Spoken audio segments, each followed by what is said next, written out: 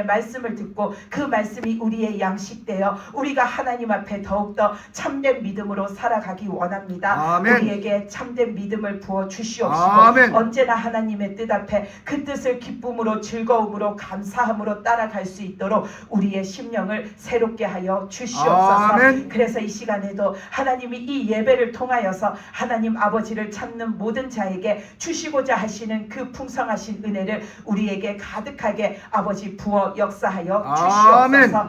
우리들의 모든 것을 이 시간 하나님 아버지께 맡겨드리오니 아멘, 하나님께서 붙드시고 만지시고 역사하시사 우리가 온전히 언제나 하나님의 뜻 안에 있는 아버지의 믿음의 자녀들이 되게 하여 주시옵소서. 아멘. 모든 것을 하나님께 감사드리오며 이 모든 말씀 예수님의 이름으로 기도드리옵나이다. 아멘. 오늘 성경 말씀은 사무엘하 13장 37절에서 39절 말씀입니다. 사무엘하 13장 37절에서 39절 말씀입니다. 37절에서 39절까지 말씀을 같이 읽겠습니다. 압살롬은 도망하여 구슬랑 암미온의 아들 달메로에게 갔고 다윗은 날마다 그의 아들로 말미암아 슬퍼하니라. 압살롬이 도망하여 구슬로 가서 거기에 산지 3년이라. 다윗 왕의 마음이 압살롬을 향하여 간절하니 암논은 이미 죽었으므로 왕의 위로를 받았음이더라. 아멘. 우리가 지난주에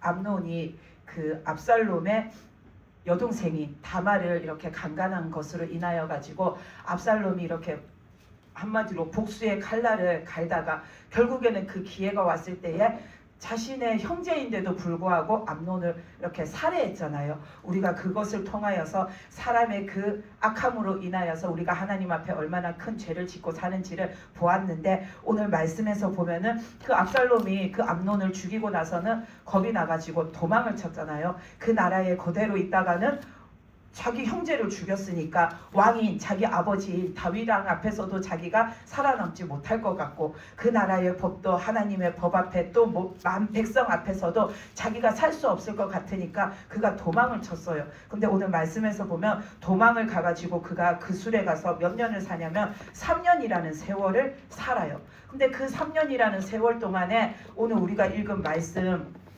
그 말씀에 보면은 37절 39절에 보면 다윗 왕은 뭘 하고 있냐면은 37절에서 보면 다윗은 날마다 그의 아들로 말미암아 슬퍼하니라. 이 아들은 암논이 아니라 그 압살롬을 말하는 거죠. 도망간 그 압살롬 때문에 다윗이 날마다 슬퍼했다고 합니다. 그리고 39절에서 보면은 다윗 왕의 마음이 압살롬을 향하여 간절하니 암논은 이미 죽었으므로 왕이 위로를 받았음이더라 나오잖아요.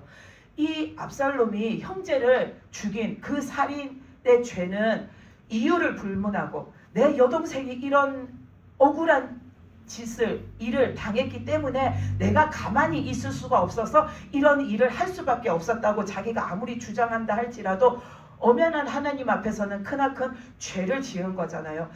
살인을 했는데 더군다나 내 형제를 죽였잖아요. 그러니까 이 압살롬은 하나님 앞에서 큰 죄를 지었고 그 죄를 그 어떤 이유로도 무마할 수가 없는 겁니다. 근데 지금 다윗은 그런 압살롬을 어떤 마음으로 보냐면 측은지심의 마음으로 보는 겁니다.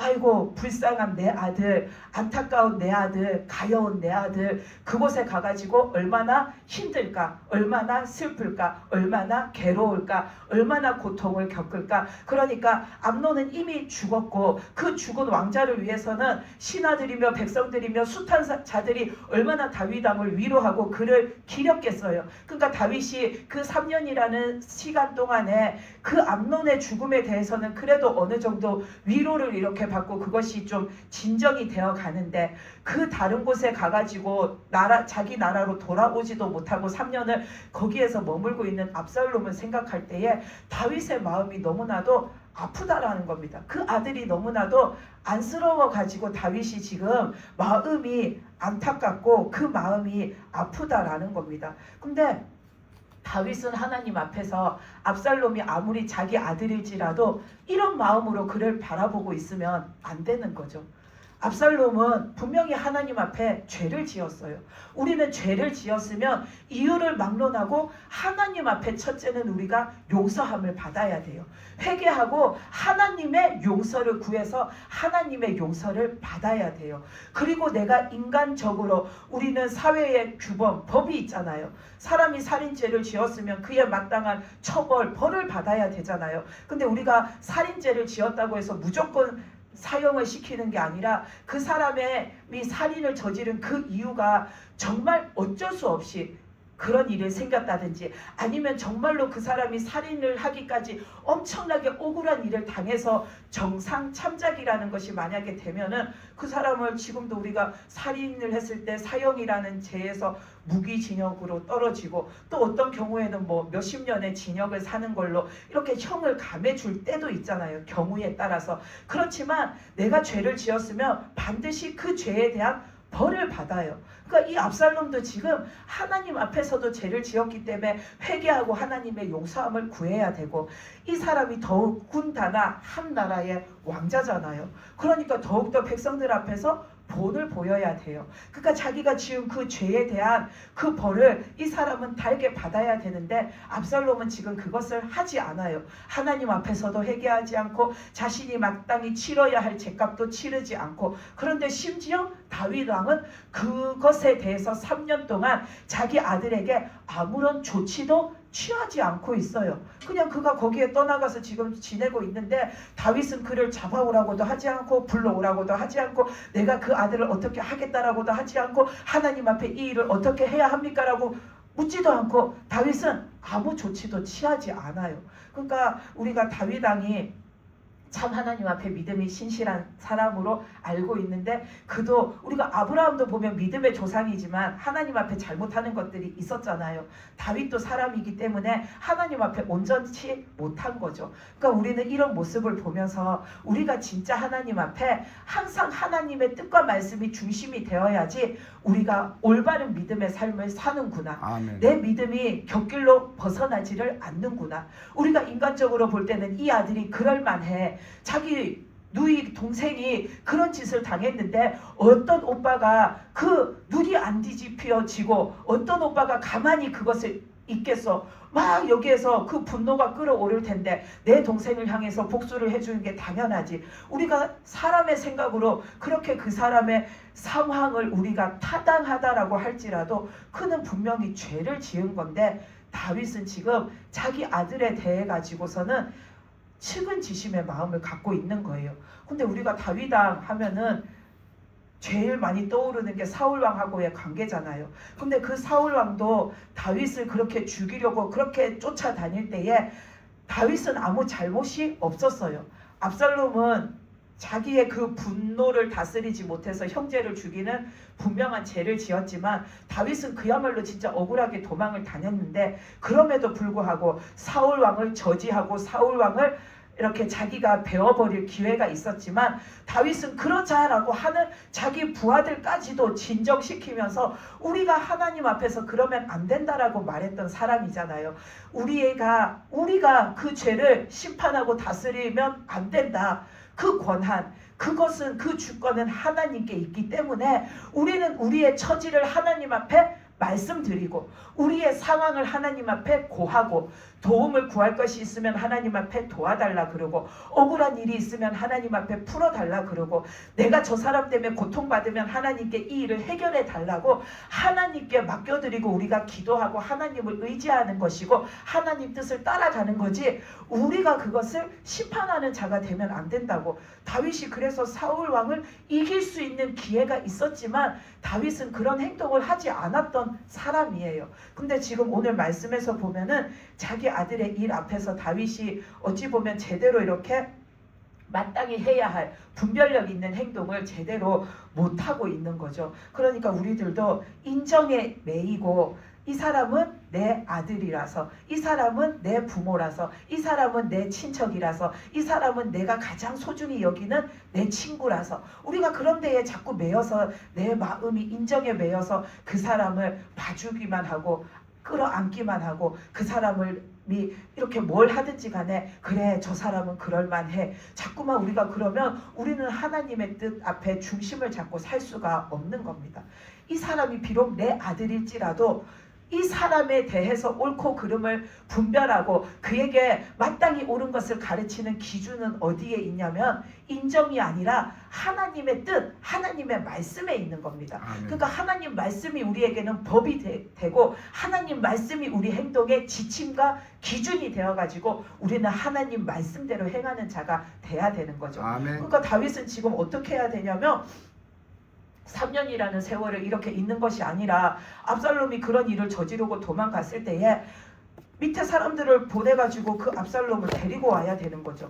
데리고 와가지고 그에게 그가 지은 죄에 대해서 묻고 그것에 대해서 하나님 앞에서 그가 회개하게끔 하고 하나님 용서를 구하게 하고 그리고 그 나라의 법도대로 그가 치러야 할 죄값이 있으면 압살롬은 그 죄를 값을 치르게 하는 것이 다윗은 아버지로서 당연히 해야 할 일이고 왕으로서는 더더욱이 해야 되는 일이고 하나님을 모시고 살아가는 하나님의 백성으로서 이것도 당연히 해야 되는 일인데 다윗은 그거를 못하고 있는 겁니다. 그러면서 마냥 다윗은 그런 처지에 있는 그 아들을 안타까워하는 거죠. 근데 오늘 말씀에서 보면 또 누가 이렇게 잘못된 행동을 하냐면 우리가 13장 말씀을 읽었는데 14장 말씀을 보면은 그 요압 장군이 있잖아요. 다윗의 군대 장관인 요압이 이렇게 다윗을 계속해서 쳐다보고 있으니까 내 왕이 아들 때문에 너무 상심하고 있으니까 어떻게 할까?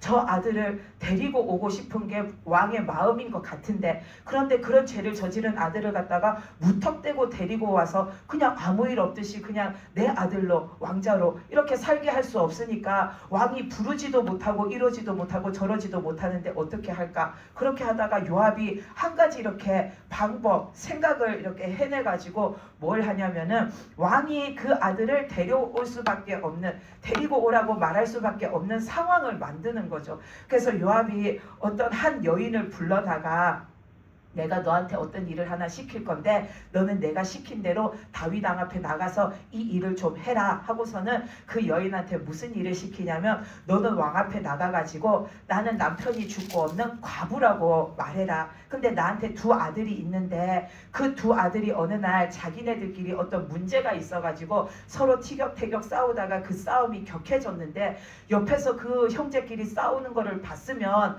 본 사람들이 그거를 말리고 너희가 그러면 안 된다라고 그렇게 말해줬으면 좋았을 텐데 아무도 싸우고 있는 내 아들들을 안 말려줘가지고 내 아들이 다른 아들 둘이서 싸웠는데 한 아들이 이 아들을 죽여버렸습니다. 그 큰 아들이 작은 아들을 죽여버렸습니다. 그런데 사람들이 이 시대의 이 이스라엘 백성들은 하나님이 주신 그 말씀 법도를 지키고 살았잖아요. 그러니까 형제를 죽인 자를 돌로 쳐 죽이려고 그들이 네 큰아들이 그 동생을 죽이는 죄를 졌으니까 네 큰아들을 끌어내라. 그가 지은 죄대로 그도 죽음으로써 그 죄의 값을 치러야 한다 하고서는 동네 사람들이 몰려와가지고 내 아들을 내놓으라고 죽이겠다고 내놓으라고 하는데 왕이시여 나는 어떡합니까? 이제 하나밖에 안 남은 그 아들이 죽으면 우리 집에 대가 끊기고 우리 집이 망하게 생겼는데 나는 남편도 없는데 하나 남은 아들까지 죽으면 어찌합니까? 그 아들을 좀 지켜주십시오 하고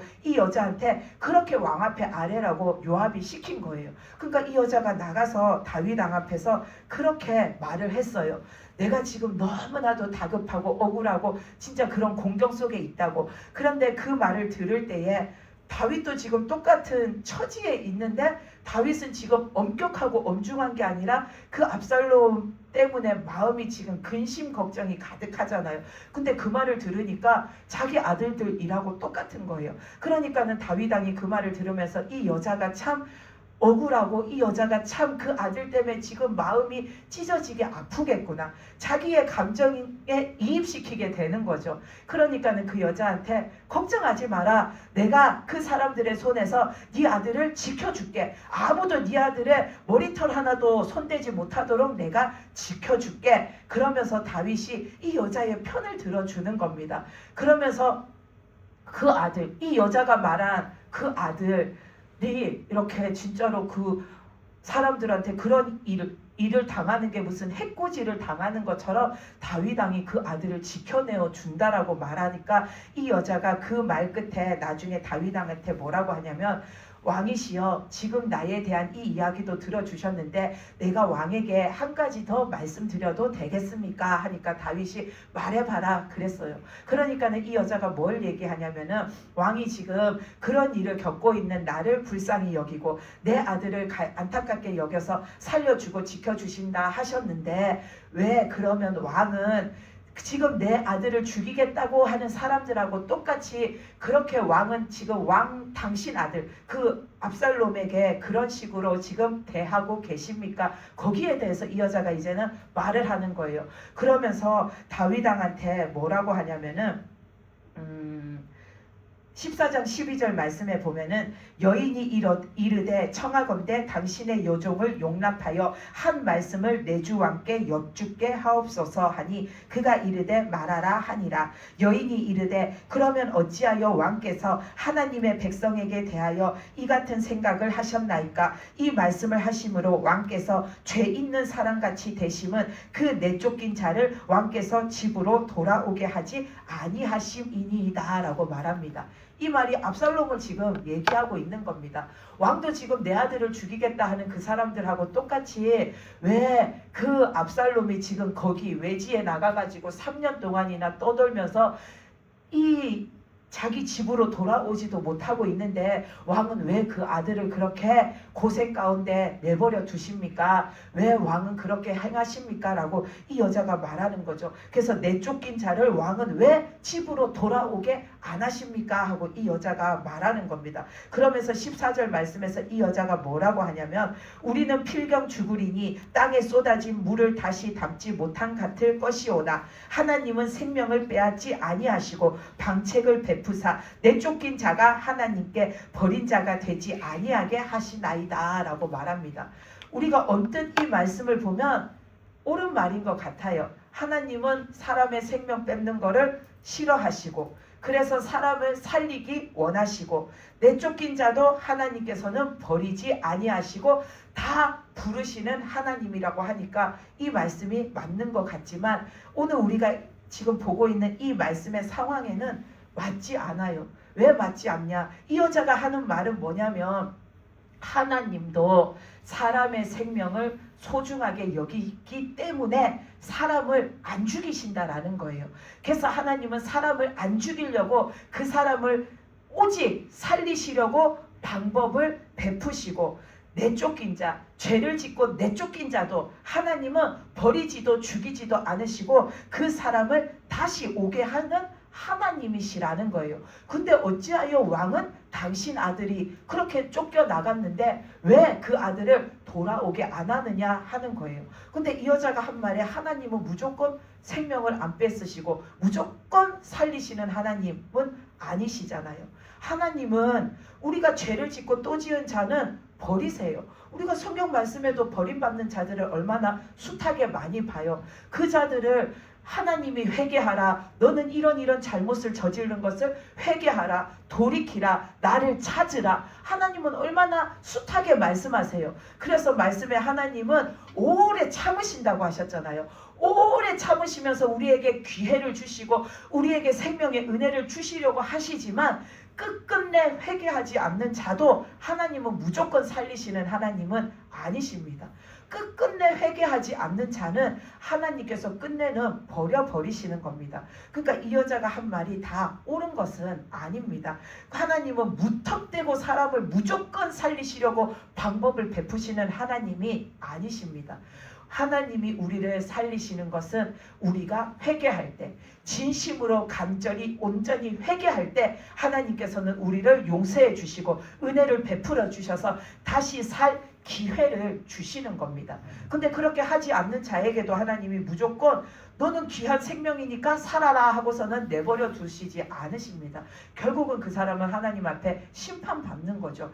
그러니까는 이 말씀에서 이 여자는 하나님은 우리를 무조건 살리시는데 왜 왕은 그 아들을 내버려 두십니까? 라고 말하는 거죠. 그래서 이 말을 가만히 듣고 있다 보니까 다윗이 더더욱 자기 아들 압살롬이 생각나는 거예요. 그러면서 왕이 다윗이 이 여자한테 그 이야기를 가만히 듣다 보니까 왠지 이 여자가 나한테 온 게 그 일을 갖다가 나한테 말을 해주려고 일깨워 주려고 온 것 같으니까 곰곰이 생각하다가 너한테 이런 말을 시킨 사람이 있냐 하니까는 이 여자가 이제는 이실직고를 한 거죠. 그래서 요압 장군이 나한테 왕 앞에 나가서 이렇게 말하라고 했습니다 하면서 왕은 그 아들을 다시 불러 들이셔서 은혜를 베풀어 달라고 이 여자가 말하니까 다윗 왕은 안 그래도 그 아들이 늘 마음에 신경이 쓰였는데 3년 동안 이것을 기회를 삼아 가지고 요압을 통해서 압살롬을 데리고 오라고 합니다. 근데 데리고 오라고 했는데 그 이후에도 다윗은 하나님 앞에 마땅히 해야 할 것을 안 해요. 그 말씀에 보면은 14장 24절에 보면은 왕이 이르되 그를 그의 집으로 물러가게 하여 내 얼굴을 볼 수 없게 하라 하매 압살롬이 자기 집으로 돌아가고 왕의 얼굴을 보지 못하니라 합니다. 그러니까 다윗 왕이 압살롬을 데리고 오라 했는데 데리고 왔으면 만약에 다윗 왕이 진짜로 이 압살롬이 억울하다 이는 그가 그럴 만했다라고 생각하고 그냥 그 아들을 갖다가 품고자 했으면 왔을 때에 네가 고생했다 하고 그를 갖다가 맞아줬겠죠. 근데 다윗이 압살롬을 보지도 않고 압살롬을 자기 집으로 곧장 가게 해서 나하고 이렇게 내 앞에 나오지 못하게 하라 한 것은 다윗이 그런 중에서도 생각할 때에 압살롬이 하나님 앞에 죄를 지었다라는 건 다윗도 알고 있는 겁니다. 그러니까 다윗은 아들이 왕 앞에 그 왕 앞에 나가지 못하고 아버지 앞에 나가지 못함으로 인하여서 그가 벌을 받게끔 다윗은 그렇게 지금 조치를 취한 겁니다. 근데 이것은 하나님 앞에서 합당한 조치 방법이 아닙니다. 이제라도 3년 동안 그렇게 있었으면 이제라도 그 압살롬이 왔으면은 그때의 일을 다시 이렇게 그에게 밝히고 네가 이런 것을 한 것은 하나님 앞에 명백한 죄니 이것은 반드시 하나님 앞에 회개하고 용서를 구해야 한다라는 거. 그리고 너는 그에 대한 마땅한 책임과 벌을 받아야 한다면 너는 그것도 당연히 감당해야 한다라는 걸 다윗은 그 아들한테 말하고 압살롬이 그렇게 하게끔 해야 되는데 다윗은 그것을 하지 않아요. 그리고 그 말씀에서 보면은 그 말씀에서 보면은 압살롬이 28절에 보면은 압살롬이 이태 동안 예루살렘에 있으되 왕의 얼굴을 보지 못하였다라고 나옵니다. 그래서 돌아와 가지고 2년 동안 자기 집에 있으면서 아버지 앞에 왕 앞에 못 나간 거예요. 그러니까 다윗은 그 아들을 안 봄으로 인하여서 이 아들의 벌을 받는다라고 생각했지만 그것이 하나님 앞에 옳은 것이 아닙니다.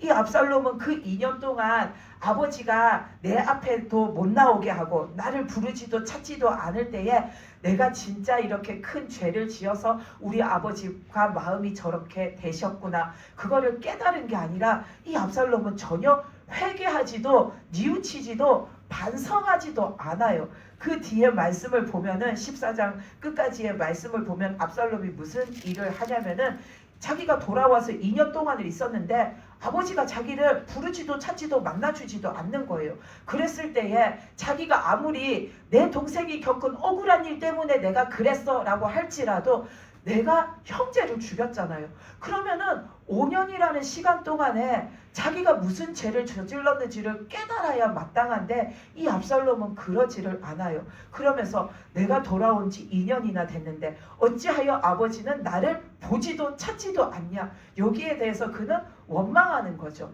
그러면서 이 압살롬이 자기 아버지 앞에 나가기는 해야겠는데 함부로 또 나갈 수도 없고 그러니까 어떻게 할까 하다가 자기와 아버지 사이에 다리 역할을 해줬던 요압을 불러다가 우리 아버지한테 가가지고 나를 다시 이렇게 불러달라고 네가 가서 좀 청을 해달라고 그 말을 하려고 요압 장군을 불렀는데 요압이 안 오는 거예요.